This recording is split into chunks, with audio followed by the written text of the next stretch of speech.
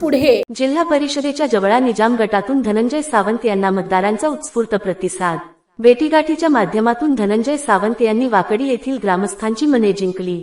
जिल्हा परिषदेच्या निवडणुकीचा जिल्हा परिषद जवळा सर्कलमधून निवडणुकीच्या रिंगणातून धुरळा उडत आहे। अपक्ष उमेदवार धनंजय सावंत यांच्या प्रचाराचा धुमधडाका उडत आहे। परंडा तालुक्यातील निजाम जवळा येथे धनंजय सावंत यांनी मतदारांशी संवाद साधला।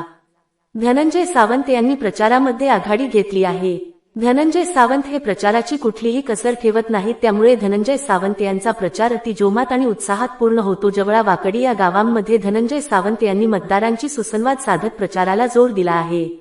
धनंजय सावंत यांनी विरोधकावर टीका न करता प्रचाराला सुरुवात केली आहे आणि जनतेच्या हिताची हितगुज करत शासकीय कामे असो किंवा शेतकरी वर्गाची काही कामे अडचणी असतील अशा कामावर बोलून त्यांनी प्रचारात मतदारांची मने जिंकली। तसेच धनंजय सावंत हे शेतकऱ्यांच्या बांधावर जाऊन शेतकऱ्यांच्या समस्या, मतदारांच्या समस्या, गावातील समस्या जाणून घेत आहेत व मतदारांची शहानिशा करून प्रचार प्रसार करत आहेत।